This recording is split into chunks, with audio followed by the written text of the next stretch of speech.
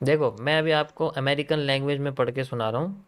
This stream is for education and learning purpose only, not a buy sell advice. I and we are not SEBI registered adviser.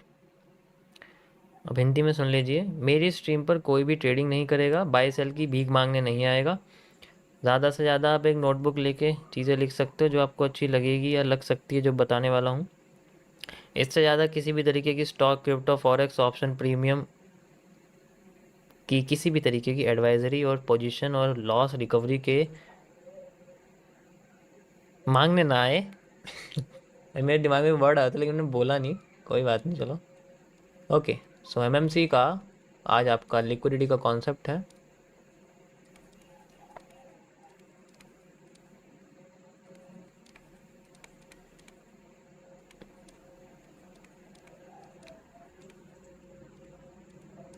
Revision करा रहा हूँ मैं, कई बार इसको बता भी चुका हूँ, but you know we have to tell it every time.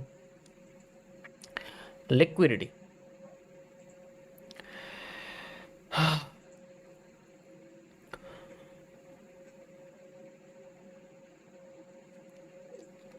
देखो होता क्या है, लिक्विडिटी क्या होती है कि ये बेसिकली आपका स्टॉक मार्केट का टर्म है, ठीक है।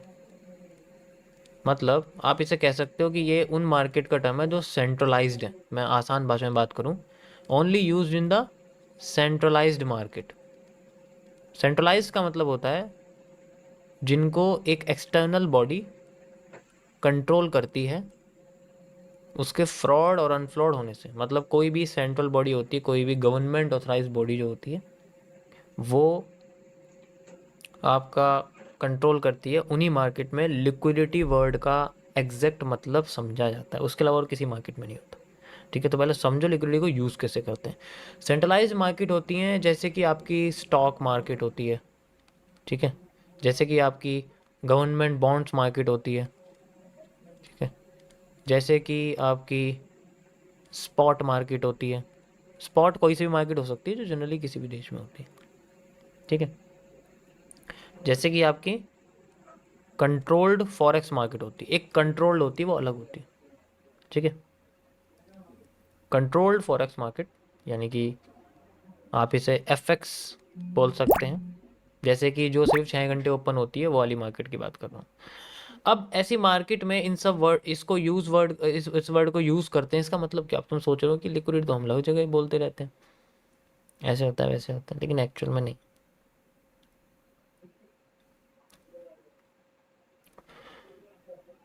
होता क्या है, लिक्विडिटी जब क्रिएट होती है जब हम किसी चीज़ को खरीदते या बेचते हैं, ठीक है। छोटी और बड़ी उस हिसाब से ही क्रिएट होती है। जितने बड़ी होगी, जितना बड़ा अमाउंट में खरीदेंगे उतनी बड़ी लिक्विडिटी होगी, जितने बड़े अमाउंट में बेचेंगे उतनी बड़ी लिक्विडिटी होगी। और ये दोनों के नाम अलग अलग है।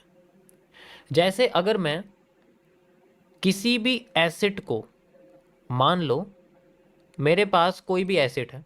एसेट का मतलब क्या होता है, पहले समझो एसेट और लाइबिलिटी के मतलब क्या होता है। एक वर्ड होता है जिसे हम लोग बोलते हैं लाइबिलिटी। लाइबिलिटी का मतलब होता है जिसकी वैल्यू टाइम के साथ डिके होती है। मतलब जिसकी वैल्यू आप कह सकते हो कि टाइम के साथ सिर्फ वैल्यू जो है वो डिक्रीज ही होती है, वो कभी नहीं बढ़ती। जैसे गाड़ी, गाड़ी लेते रहते हैं ना लोग, महंगी महंगी गाड़ी लेते हैं, ये 2-2 3-3 करोड़ की गाड़ियां लेके जो है फिर एक समझदार बंदा कभी इतनी महंगी गाड़ी नहीं लेगा। दिखावे वाली अलग बात है, प्रोटेक्शन के लिए ले लेगा, ठीक है। लेकिन पैसा ज़्यादा है तो भाई ले भी सकते हैं, शौक शौक की बात है, वो नहीं चलाई तो क्या नहीं चलाई।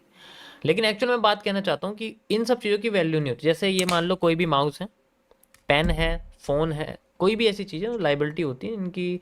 आप कह सकते हो कि वो वैल्यू उनकी टाइम के साथ डिक्रीज होती है। अगर आप इन्वेस्टमेंट पर्पस नहीं समझ रहे हो तो मैं अभी आपको इन्वेस्टमेंट पर्पस बता रहा हूँ। एसेट होता है जिसकी वैल्यू टाइम के साथ बढ़ती और घटती दोनों है, यानी कि ये वेरिएबल होता है। इसकी वैल्यू घट बढ़ भी सकती है, इसकी वैल्यू घट भी सकती है, ठीक है। अब जैसे मान लो एक घर है, ये मेरा प्यारा सा घर है और मैंने इस घर को खरीदा है, ठीक है, 2000 में। 2000 रुपये में नहीं, सन 2000 में, यानी कि 2000 में। 2000 जब चल रहा था, जब मैंने इसको खरीदा था, तब इसकी वैल्यू थी घर की 10 लाख रुपए। ठीक है, अब इसके आसपास में क्या है, रोड बन गई, मॉल बन गए, तो इसकी वैल्यू 10 लाख से 50 लाख हो गई। आज की डेट में 24 साल बाद, 25 साल बाद इसकी वैल्यू 50 लाख होगी, तो मेरे को तो बहुत अच्छा मुनाफा हुआ।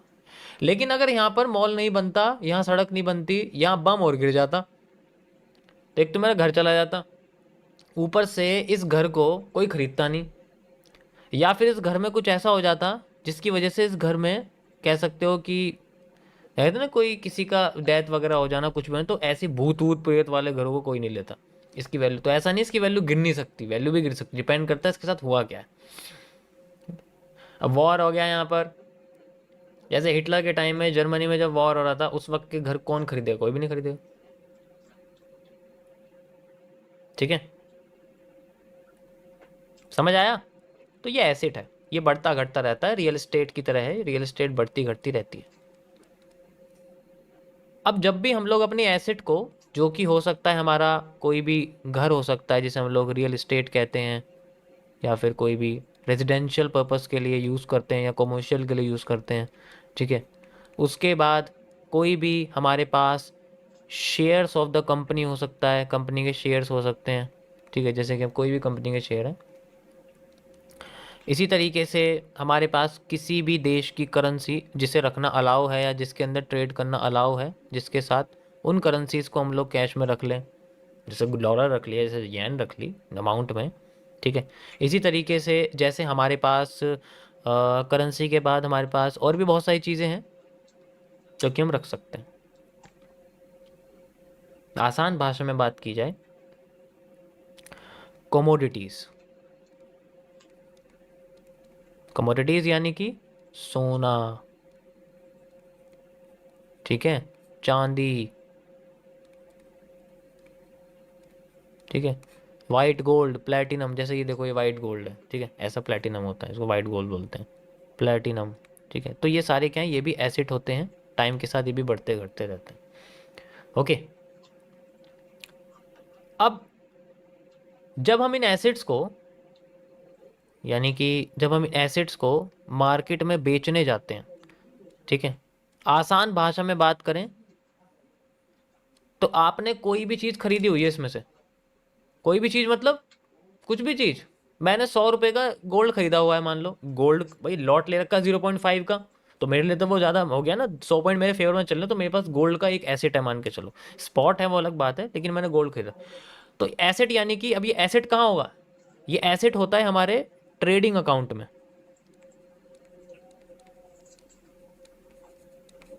ट्रेडिंग अकाउंट में एसेट रहता है।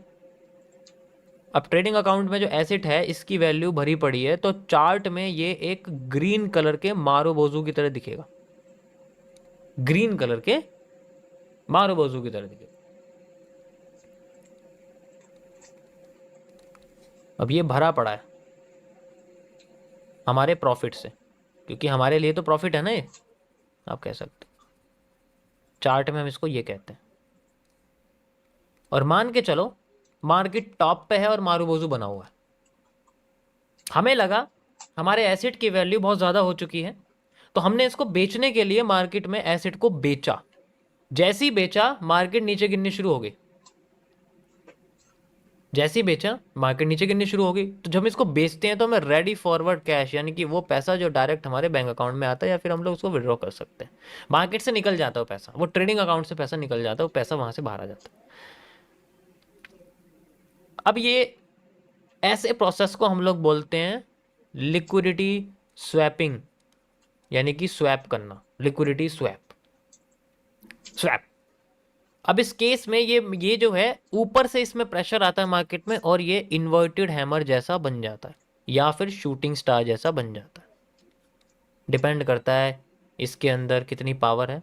तो ये आपका इन्वर्टेड हैमर, या फिर यानी कि जितनी लंबी इसके ऊपर की लाइन होगी ना, विक लाइन होगी, उतना ज़्यादा इसके अंदर लिक्विडिटी स्वैप हुआ है, यानी कि बहुत ज़्यादा प्रेशर पड़ा है ऊपर से। बेरिश प्रेशर का मतलब यही होता है, ठीक है, या तो शूटिंग स्टार हो सकता है, या इन्वर्टेड है, और शूटिंग स्टार या फिर इन्वर्टेड हैमर। ठीक है, ये दोनों इंडिकेट करते हैं हमारे किसको, लिक्विडिटी स्वैप को। अब ये पैसा कहाँ आता है, ट्रेडिंग अकाउंट से हमारे बैंक अकाउंट में, ये पैसा आ गया, अब तो पार्टी होगी बढ़िया वाली। अगर हम लोग, हमारे बैंक अकाउंट में पैसा है, ट्रेडिंग अकाउंट में नहीं, अगर हमारे पास जो कैश है वो हमारे बैंक अकाउंट में है और किसी ने हमें ऐड दे दिया, लालच दे दिया, या किसी ने हमें बोला कि भाई तुम ट्रेडिंग कर लो, तुम मेरे लिंक से ब्रोकर में अकाउंट खोल लो और आज से ही ट्रेडिंग करना शुरू करो, बेशक तुम्हें ट्रेडिंग का टी भी नहीं आता, लेकिन तुम ट्रेडिंग करो, मैं करवाऊंगा तुम्हें लाइव में बिठा के। ठीक है, तो अगर तुमने ऐसा कर लिया, तुम्हारा बैंक अकाउंट है, अब इस बैंक अकाउंट से तुम पैसा डालोगे किसके अंदर, ट्रेडिंग अकाउंट में, और ट्रेडिंग अकाउंट में पैसा डालने के बाद तुरंत ये पैसा तुम्हें उसके कहने पे या अपने कहने पे तुमने मार्केट में उसको खरीद लिया, किसको, उस एसेट को। जब तुम अपने कैश से किसी भी उस एसेट को खरीदते हो, जो कि यहाँ आपको मैंने लिख के दिखा दिए हैं, इस प्रोसेस को हम लोग बोलते हैं लिक्विडिटी स्वीपिंग, यानी कि स्वीप करना। अब ये पैसा तुम्हारे बैंक अकाउंट से ट्रेडिंग अकाउंट में आ चुका है और ट्रेडिंग अकाउंट के जरिए आपने उस एसेट को खरीद लिया है। और अब ये जो यहाँ पर आपको दिख रहा है, ये मारूबोजू बन जाएगा एक hammer, which indicates a buying area, कि आपने किसी एसेट को बाय करा है, या फिर एक हैंगिंग मैन। तो एक हैंगिंग मैन या एक hammer, these indicate the markets liquidity SVEEP only in the centralized market. या आप इसलिए इसमें देख सकते हो। समझ आया? अब ये कोई एक आदमी नहीं होते, बहुत सारे होते हैं, लेकिन एक प्रोसेस होता है जिसको हम देख सकते हैं। यहां तक समझ में आया? पहले बताओ, यहां तक समझ में आया?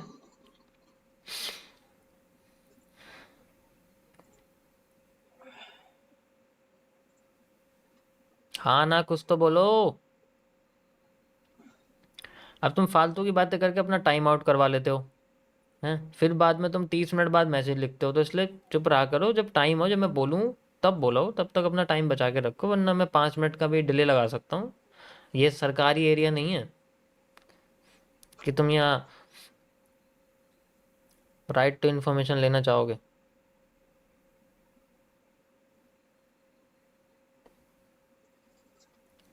ठीक है, परफेक्ट। अब बात करते हैं थोड़ी सी कॉम्प्लिकेशन के बारे में, ये इतना नहीं है। अब क्या है कि अगर आपने ये कोई प्रोसेस करा या किसी ने भी ऐसा प्रोसेस करा मार्केट में, और अगर यहाँ पर जो एसेट का प्राइस है, एसेट का प्राइस कुछ भी हो सकता है, गोल्ड कितने प्राइस पे चल रहा है, सिल्वर कितने प्राइस पे चल रहा है, किस जगह कितनी प्रॉपर्टी है, यूरो यूएसडी कितने प्राइस पे चल रहा है, बिटकॉइन यूएसडी कितने प्राइस पे चल रहा है। ठीक है, तो उसका जितना ही प्राइस है, अगर उस एसेट का प्राइस फ्लक्चुएट नहीं करा ज़्यादा, यानी कि ज़्यादा हिला नहीं, ज़्यादा अमाउंट में एकदम से गिरा नहीं, मार्केट एकदम से उठी नहीं, तब तो कोई इशू नहीं है। तो तभी लिक्विडिटी मानी जाएगी अगर यहां पर विदाउट द फ्लक्चुएशन का मतलब होता है बहुत ही जल्दी अमाउंट में किसी एसेट का प्राइस हिलना, फ्लक्चुएशन ऑफ प्राइस, तब तो ठीक है, तब तो हम इसे एसेट बोलेंगे। लेकिन अगर ऐसा हो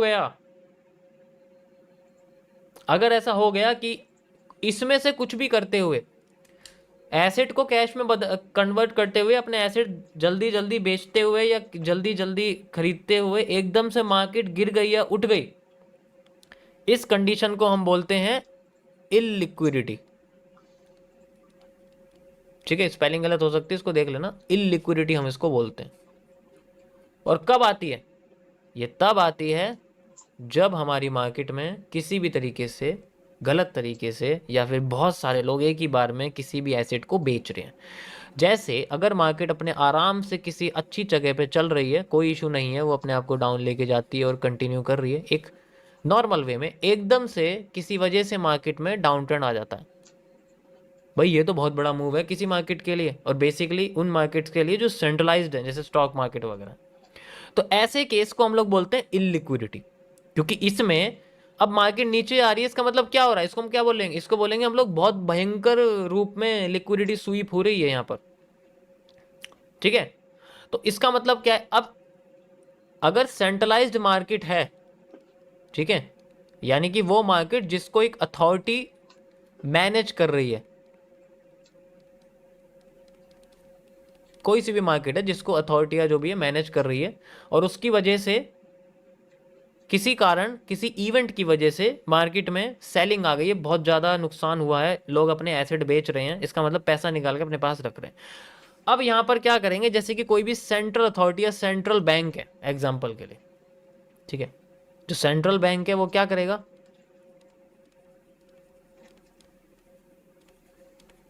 किसी भी कंट्री का,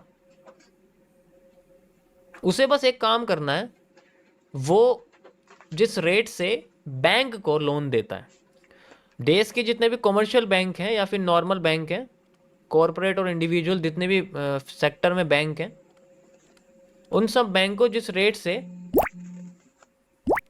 लोन देता है, जिसे हम लोग रेपो रेट कहते हैं।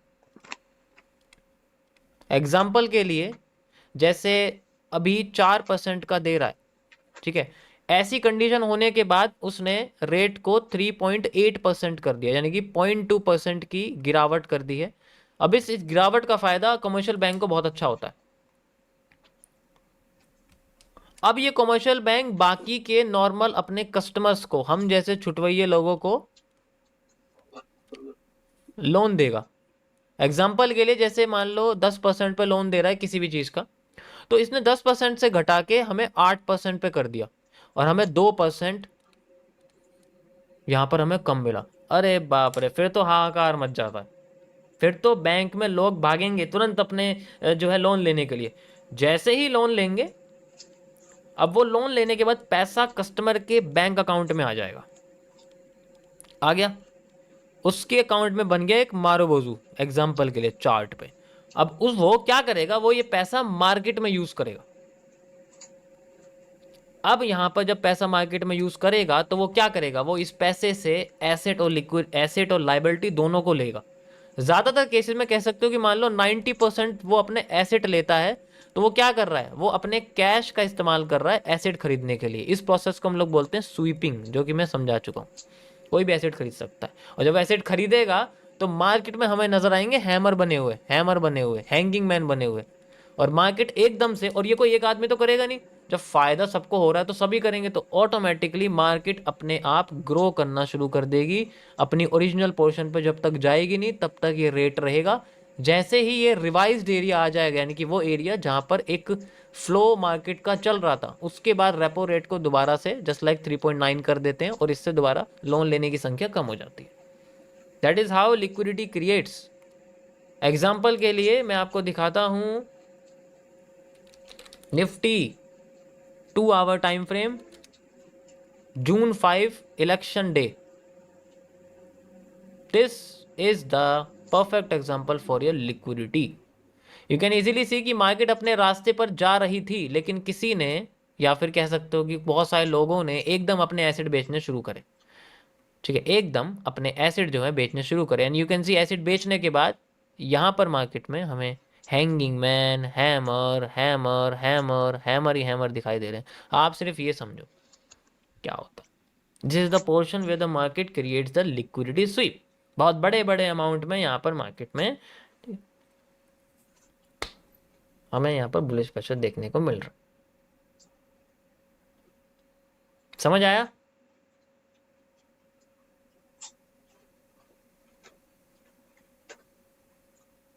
Got it? This is called the liquidity. अगर ये डिसेंट्रलाइज्ड मार्केट है तो इतनी जल्दी रिकवरी नहीं होगी कि 2 ही दिन में मार्केट उसी फेज में पहुंच गई, ये भूल जाओ। मैंने शुरुआत में ही आपको एक वर्ड यहां बताया था, फॉर सेंट्रलाइज्ड मार्केट। अगर डिसेंट्रलाइज्ड मार्केट है तो मजाल है कोई इसको बिना बड़े प्लेयर के अलावा छू दे। एग्जाम्पल के लिए, अगर मान लो डिसेंट्रलाइज्ड मार्केट है जिसको कोई भी सेंट्रल अथॉरिटी नहीं यूज कर रही, जो ब्लॉक्स के बेसिस पे चलती है, जैसे कि ब्लॉकचेन मार्केट, जिसे हम लोग क्रिप्टो वर्ल्ड बोलते हैं, द क्रिप्टो मार्केट्स। ये क्रिप्टो मार्केट्स ब्लॉकचेन के जरिए चलती है, यानी कि इसमें ब्लॉक टू ब्लॉक ट्रांसफर है। एक ब्लॉक ये है, एक ब्लॉक ये है, एक ब्लॉक ये है, तो ये किसी का क्रिप्टो वॉलेट है, किसी का क्रिप्टो वॉलेट है, किसी का क्रिप्टो वॉलेट है, इनके बीच में क्रिप्टो का एक्सचेंजेस हो रहा है। भाई बीच में तो कोई अथॉरिटी नहीं है मैनेज करने वाली, और जब ये एक दूसरे को अपने क्रिप्टो भेजते हैं तो बदले में पैसे लेते हैं। अब वो कैश में लें या अकाउंट टू अकाउंट ट्रांसफर लें वो अलग बात है, यहाँ तो कोई अथॉरिटी नहीं है बीच में। तो अगर मार्केट इसकी एक टाइम पे $70,000 पे चली गई, ये बाद में $15,000 पे आ गई ना, तो जब तक इसमें कोई बड़ा इंस्टीट्यूशन जैसे ब्लैक स्टोन है, ब्लैक रॉक है, ऐसे ऐसे बड़े बड़े लोग जिनकी ट्रिलियंस ऑफ डॉलर्स में फंड मैनेजमेंट है, या कोई भी बड़े इंस्टीट्यूशन जब तक इनमें पैसा नहीं डालेंगे ना, ये उठने के नहीं है। तो यहाँ डिपेंडेंसी किसी प्राइवेट के ऊपर आ जाती है, यहाँ डिपेंडेंसी सेंट्रल गवर्नमेंट बॉडी की रहती है। या फिर आप कह सकते हो कि कंट्रोल्ड मार्केट है भाई, पूरा ध्यान रखते हैं, हर देश की गवर्नमेंट करती है, तो ताकि उसकी मार्केट बिल्कुल अच्छी चले। यहाँ तो कोई छूता ही नहीं है, इसलिए सरकार चाहती है कि ऐसी मार्केट से दूर रहो जिसको कोई कंट्रोल नहीं करता, ताकि पैसा किसी का ना जाए। अभी तो फायदे में चले ना, क्योंकि $1,00,000 चल रहा है अब तो हाँ हाँ हाँ हाँ हाँ हाँ हो रही है भाई, बहुत अच्छा बिटकॉइन है, बहुत अच्छा। जब नीचे पड़ा था $15,000 पे तब किसी ने नहीं पूछा। समझ आया? सरकार भले के बारे में सोचती है, अनभले के बारे में नहीं। कह सकते हैं हर देश की सरकार। So this is the liquidity concept guys. अब बात करते हैं इसके एब्जॉर्प्शन के बारे में। यानी कि अगर हमारे पास लिक्विडिटी हमें समझ में आ गई तो हमें कैंडलस्टिक पैटर्न को इजीली प्रिडिक्ट करना समझ में आ जाएगा, जो कि आपको मुझे लगता है क्या होगा, किस कैंडल का क्या मतलब होता है, आप सिर्फ इससे पहचान सकते हो। अभी शुरुआत के लिए हम लोग ये भूल जाते हैं कि लिक्विडिटी डिसेंट्रलाइज मार्केट में काम करती है या सेंट्रलाइज मार्केट में काम करती है। हम सिर्फ ये याद रखते हैं कि लिक्विडिटी कैंडल में काम करती है। अब यहां पर मैं आपको लिक्विडिटी एब्जॉर्प्शन का कॉन्सेप्ट समझाना चाहता हूं।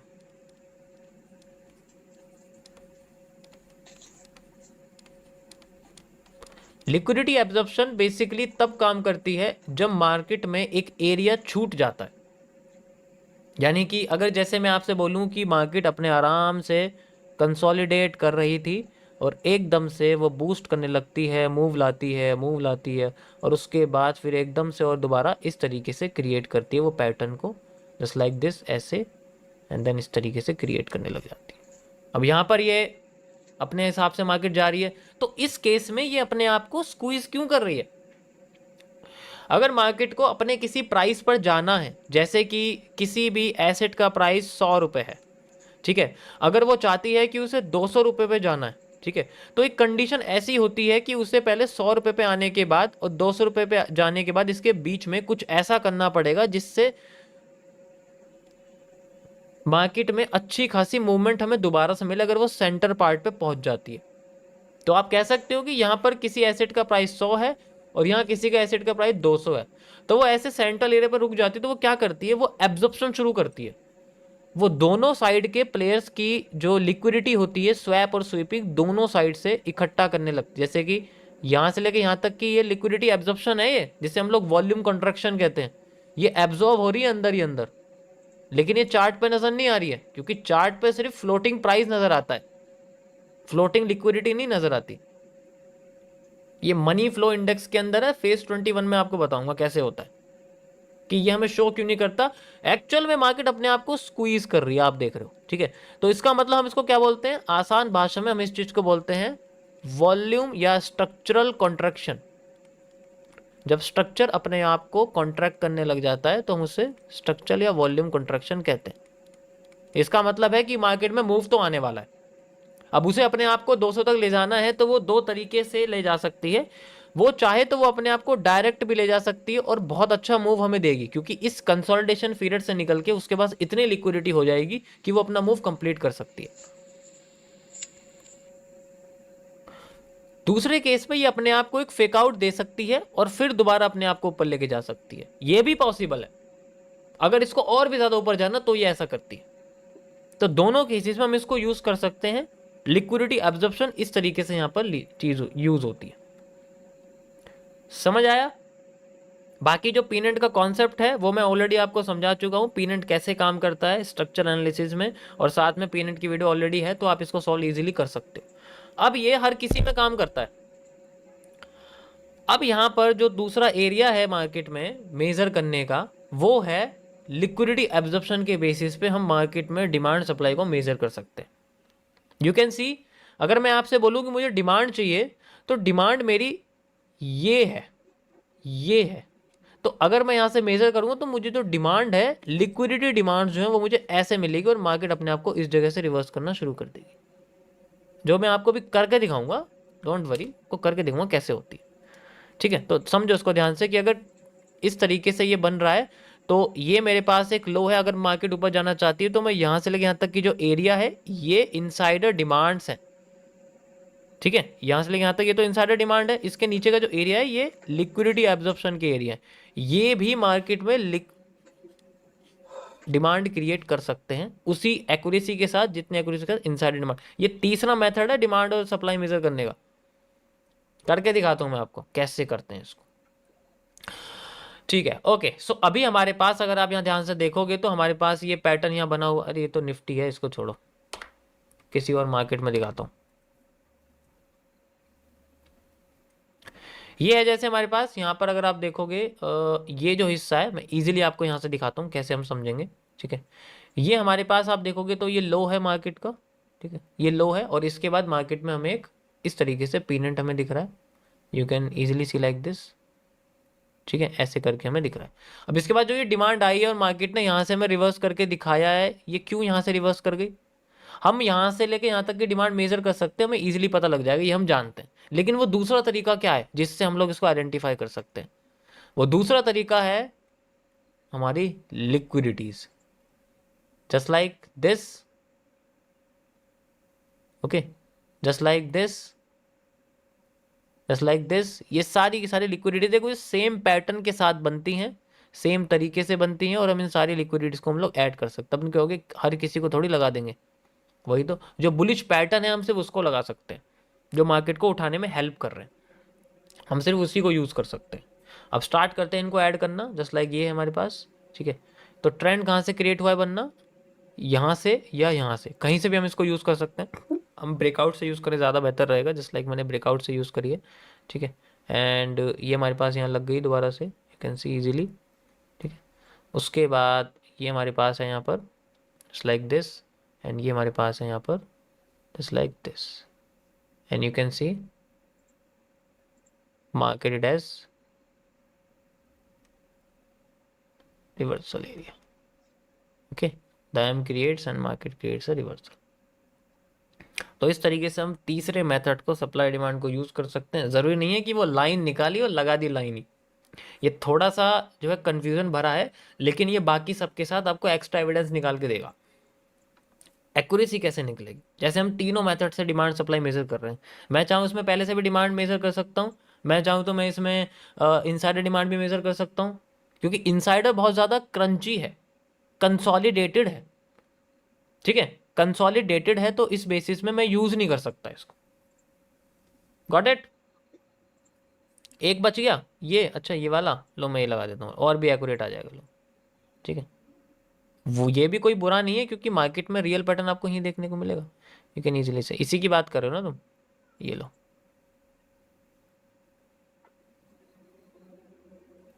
गॉट इट, समझ आया, this is highly accurate like insider demand. लेकिन ये तब है जब इनसाइडर डिमांड इतनी साफ, ये देखो ना यार, कैसे मेजर करोगे तुम इसको, कैसे मेजर करोगे इस डिमांड को, क्लियर ही नहीं है ना, क्योंकि बीच में सेपरेशन चल रहे हैं, ट्रेंड सेपरेट हो रहा है, और ट्रेंड सेपरेट हो जाएगा तो हम इनसाइडर डिमांड मेजर नहीं कर सकते। हमारे पास दूसरा एविडेंस यही बचता है कि हम पिछली डिमांड को यूज करें, और उसके हिसाब से देखा जाए तो हाफ डिमांड आ रही है, मतलब मैं ये वाली भी मेजर कर सकता हूँ ऐसे करके, लेकिन इसके हिसाब से अगर आप देखोगे तो ये आधी ही दिखेगी आपको, जस्ट लाइक दिस, ये देखो आधी दिखेगी। ऐसा नहीं है कि ये भी गलत है, आधी तो मानी जाती है ना भाई, ये देखो हाफ। गॉट इट, समझ आया सभी को। सो ये था गाइज आपका लिक्विडिटी से लेके लिक्विडिटी एब्जॉर्प्शन का टॉपिक। इसके अंदर दो टॉपिक्स और हैं जो आगे के फेजेस में मैं आपको एक्सप्लेन करूंगा, अभी के लिए इतना काफ़ी है, I think it's enough.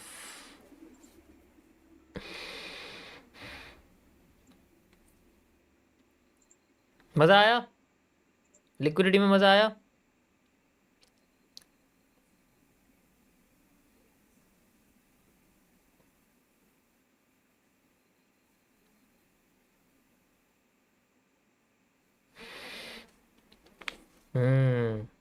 Perfect. Screenshot लेने की ज़रूरत नहीं है, ये आपको उस पर टेलीग्राम पे मिल जाएगा एचडी क्वालिटी में। स्क्रीनशॉट मत लेना, आवाज़ को एचडी क्वालिटी में मिल जाएगा, डोंट वरी, मैं भेज दूंगा, मैं सेंड कर दूंगा उसके अंदर। ठीक है, मेरे टेलीग्राम पे सिर्फ स्ट्रीम की टाइमिंग्स और स्ट्रीम की लिंक नहीं आती ना दूसरों की तरह, मैं वहाँ ये सब भेजता हूँ, तुम्हें पता ही है सबको। वो मैंने कोई वैसा थोड़ी बनाया हुआ है। चलो ये वापस आते हैं अपने जगह पे।